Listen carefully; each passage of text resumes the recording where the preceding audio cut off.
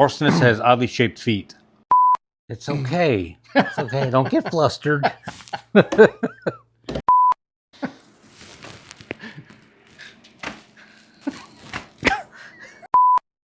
Welcome back to another episode of Heavy Metal Horror Show. Today we're going to be covering one of the largest horror film series to date. Yeah, I'm sure you've heard of it. It was released in 1989, and it's a masterpiece, is what it is. You think so? Yeah, I think so. Yeah, it was well done. It definitely has master in the name, at least. Puppet master. I knew that this movie was going to be good as soon as I, saw the opening scene. Shredacon looking out the window. Yeah. Now this movie has several puppets in it. It has Blade,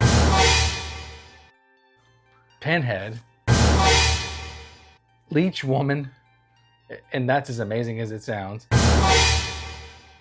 Jester, Tunneler. And these names are something else too. I mean, they're just genius names. Yeah, Genji, Gengi. How do you say that one? Genji? I don't have that one. Yeah, I don't even know why that was listed. I don't even remember seeing that one in the movie. I think it was tended to be bullshitting. Yeah, like maybe it was going to be in the movie and didn't show up in the movie. Yeah, I think it was like one of their cousins or something. They're like, yeah, we'll put you in the credits. Why not? In the opening scene, after they show this creepy ass puppet, a guy by the name of Andre Toulon, which is played by William Hickey, who was also in National Lampoon's Christmas Vacation.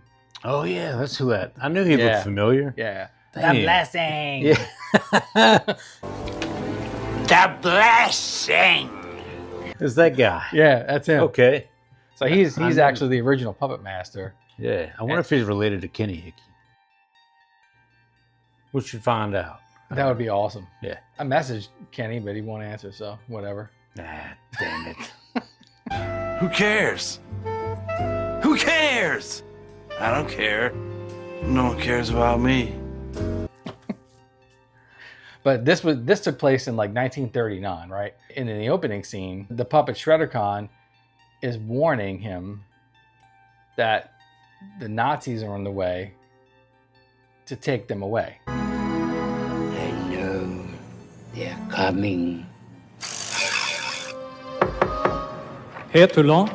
Because they wanted these puppets who were essentially alive. Not all puppets are that bad. Some are sweet ladies. So then he hides the puppets, and then Can't say that on the YouTubes. He unalived himself. It means the same thing, idiots. Yeah, I know. I'm sorry, I got carried away. It's all right. I get it. Flustered again. So he hides them little monsters. Yeah. His little The puppets. marionettes. Yeah. He hides them all on the wall. I gotta say though, that was one of the coolest hiding spots if you think about it. Yeah. Like, Yeah. It was like a panel in the wall that popped out, but it looked like all the other like faux panels in the wall. Yeah. It's kind of cool. I wonder what was on the other side of the wall though, because he put a whole damn trunk in there. Like how thick is that damn wall, man? I know. Maybe it was like a, I don't know, air conditioned room or something. Yeah. Like a maybe so. closet space on the other side. Yeah. Maybe But then they could just open the door. Never mind. And then fast forward to 1989, and you get introduced to a group of psychics who are apparently close to a man named Neil Gallagher. Neil Gallagher found the journal of Andre, the original puppet master, and he learned how to become a puppet master himself. But to the psychic's surprise, when they ended up at this hotel, he was dead. He met the same end by his own hands, by his own doing. Yeah. And they had no idea because they thought that they were having a reunion, and I don't think they were friendly, like they weren't tight or anything, but they just knew that they had to come together, and they found out in their arrival that the man was no longer with them. Yeah. How did they not know that they were psychics? Apparently, Neil blocked the signal or something like that to prevent them from knowing that he was dead. I don't know. Pulled the Wi-Fi on him or something.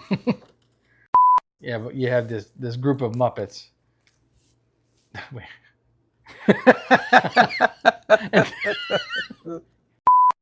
And then it becomes a game of survival because you have this group of puppets, this vicious group of puppets who all have their own Specialty. And then you have all the psychics together. They realize that Neil is dead, and they're all at his hotel. And now suddenly the movie takes a turn, and it's a game of survival.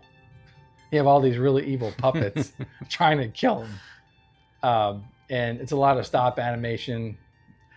It's one of my favorite types of filming too. Yeah, it's really cool. I love stop animation style videos. You know, even like back in the AHA days. Take on me. Sorry. But this movie was really good. It was it was suspenseful. It was scary in its own right. And I think there were like 14 puppet masters after this puppet master, he said. Did you know? There were 15 in total. Some of them were crossovers, and some of them were spinoffs. But yeah, I want to say like 10 or 11 of them were specifically like Puppet Master movies. Wow. And I need to double check this, but I think the last one might have been released like 2018. So I mean, they've been doing this stuff since A long time. Yeah, 89. Wow. So that's at least 4 or 5 years. I thought that they maybe had like 4 puppet masters, but 15? Wow. Yeah. I've never heard of a franchise. I mean, I don't even think there are that many Jasons. No. That's just crazy. But I only saw That's Friday one. the 13th. Yeah, Friday the 13th. Yeah, right there. That's that boy. That's that dude. I know they had Jason X. So that was Jason 10. Yeah. Or Friday the 13th 10. Yeah. And didn't it do like something like Jason in space or something? I don't know about that. They got ridiculous. I know there's a leprechaun in space. Never heard of that either. There was a Katy Perry in space. Don't want to talk about that. She's an astronaut. She can be one if she says she's one. Who cares? I guess so. Who cares? Who cares? Yeah, those puppets were pretty sadistic, and it made the movie a lot of fun. Did you have a favorite puppet? I like Blade the most. Did you? Yeah, I like those his little eyes pop out like whenever he gets excited. Yeah, It's kind of cool. when he's like ready to throw down. It's Yeah, yeah. And I love every single time they show this puppet, they have to show the blade, and then they show a reflection on it, like a shimmer on it. Yeah. It's so funny. Like every single time they do that. It's pretty awesome. Who's your favorite? I don't know. It's tough. It's like asking who's your favorite child, in a way, you know. They all, I don't know. They're all kind of cool in their own way, you know. Like Leech Woman is just It sounds like super stupid, but it's like so creative. Like, but it works, right? Yeah, it's like, why'd you come up with like a woman who's going to regurgitate leeches, and then just name her Leech Woman? Yeah, it's pretty cool. Yeah, but I really like Pinhead. Yeah. You know, just because I like the fight scenes with Pinhead. That was, you know, that was really cool. Yeah, it's all really cool. What about Tunneler? Do you like yeah, Tunneler? Tunneler's cool too, because I mean, he just like his head just starts. He just tunnels. It's like a drill, and he just like. Yeah. And it's like he's from here to way over there, away from you, you're not gonna run for some reason, but he's coming at you like. You there now. Hold on, I'm gonna get you. I'm gonna get you now. You know what I'm saying? Oh, Christ, man. Yeah. Yeah. He's like, I don't know, he's some kind of general. But yeah, I don't know. They're all cool in their own way. Yeah, they're all cool. It's really hard to have like a favorite. Yeah. I like Blade. I don't know. I just like Blade because he's so just creepy looking. Well, they're all creepy looking, but Jester, he doesn't like he don't even hurt anybody. His head just starts spinning, like Yeah. you know, when he's freaking out. I think he's the one that like tells them like, "Hey, come here" or something. Like, because when his head spins, it's loud. So maybe he's just the instigator. Could be. I don't know. And his facial expressions change, depending on what he's yeah. looking at too. Super creepy. So I mean, even being like in a, you know, released in '89, so I didn't find out when they filmed it, but obviously, if not '89, then a little bit earlier than '89. Yeah. So the quality is, you know, it's definitely from the '80s and stuff, but the ideas and everything behind it is just, I don't know. Yeah. I can't think of any other series that's, you know, that unique. It was really ambitious for '89, I think. Yeah. You know. The acting was top notch. Mm-hmm. Yeah. My wife, Donna. Oh God. that her accent, man. Oh my God, it drives me nuts. Let the boy watch. He needs to learn the way I learned from my father. The way he learned from his father. Let the boy watch. She sounds just like him. Yeah. She's my wife, Adonna. She wanted him to look away. She said, "Wait," and I said, "No, Donna." It's so ridiculous, but yeah, you'll see if you watch the movie. Yeah, So, it definitely sounds like a female Ashley Schaefer. Yeah, BMW. Yeah. Those puppets needed to go to therapy. I need to go to therapy now. You know why those puppets don't go to therapy? Why? Too many strings attached.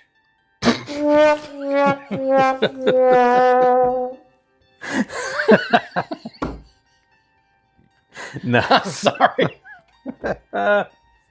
So you know some fun facts about this movie. So you ready to do some trivia? Waiting for the trivia music.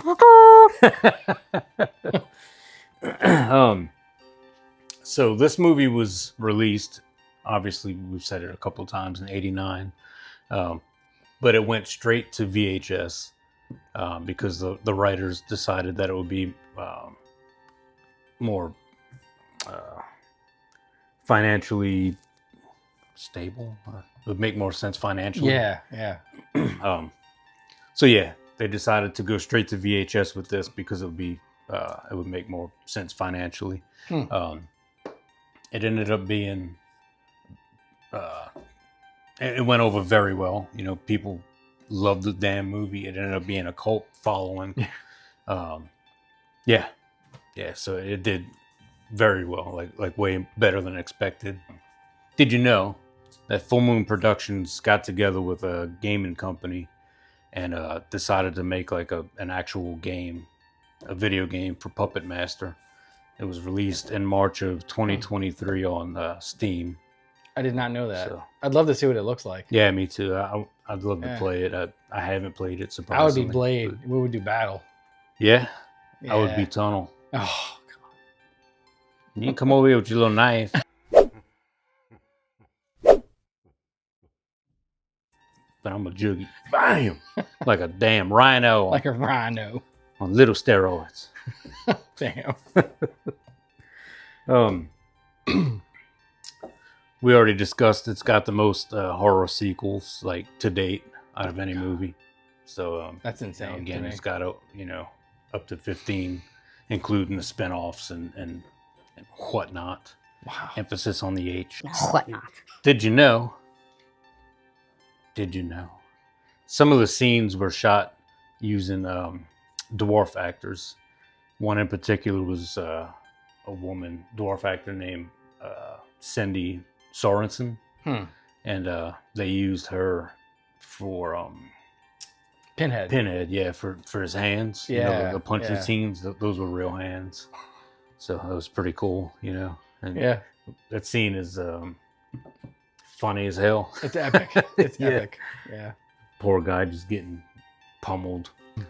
So it took 5 people to operate Blade's puppet to get everything to work together. And so they had to imagine 10 hands and they're like operating a marionette. I can't. One's turning the head, one's like, they're all doing something different. So they have to be in the same mindset, so that they make him move in ways that make sense. Yeah, it's hard to fathom that a group of people could work together so seamlessly. Yeah, because I mean the motions on Blade in the movie were pretty good. Yeah, and that's cool. So if you're an '80s horror fan, we highly recommend this movie. We think you'd like it. We're gonna start doing a new thing on HMHS called HMHS Horror Score, and it's basically just a score from 1 to 10, and that's how we're gonna rate movies. So at the end of each episode, we're gonna rate a movie, and I give this one a 7. 7. I think that's pretty fair. Yeah. Yeah, for the time frame that it was made in. Oh, speaking of another, did you know? It just dawned on me. Yeah. Going back to how many people it took to operate these marionettes, the puppets. Another thing that they ran into with this. The scenes that the puppets are involved in, it's like less than 20 minutes in the movie if you combine them. It's like 17 minutes, I think I read. And that's due to the stop animation and the style that they had to create it to, to get things to move right with all these people operating the puppets. There was a scene where one of them comes out of a coffin and it's under 20 seconds, the scene, and it took them 2 days to shoot that one thing where he falls or jumps out of a coffin. So they were really committed to this movie. Yeah, it's like you blink your eye and the scene's over just about, but it took them 2 days, So when you take that kind of stuff into account, I gotta give it at least like a 6.5 or a 7. Yeah, personally. Yeah. And it truly is an entertaining movie. It's one of those movies where like you actually want to see what happens next. Like it captures your attention when you watch it. It's just a fun movie. Yeah. As a kid, when I was first watching it, I probably shouldn't have been watching it. It was a lot creepier because everything is when you're a kid, Yeah. Now it's more comedy, There's you see comedy in it, Yeah. Like you can laugh at some of those things now, but yeah, so it's fun. It's a fun movie to watch, So. Yeah, I think so too. Awesome. So yeah, definitely recommend checking that out. So. Yeah, if you've seen it, let us know what you think. If you haven't seen it, let us know what you think after you watch it, if you decide to watch it. And if you've seen any of the other 14 versions, or one of them. Speaking of versions, one of them's a reboot. Oh, nice. Yeah. Okay. So if you've seen any of the other ones, let us know. If you like 80s horror, we think you'd really like this movie. It's fun. It keeps your attention. It's scary, but funny. Lots of different personalities in it. And mainly it's just a fun movie to get into. So. Yeah, it's definitely a good time watching it. Yeah. And if you have seen any of the other movies that have come after this one, let us know in the comments what you think about those, and if you recommend that we check them out, put that in there. Let us know. Yeah. I don't necessarily have to watch things in a certain order, so if you say 7's the best one, I'm gonna go watch that one tomorrow. Thanks for checking out another episode of Heavy Metal Horror Show. We'll be back.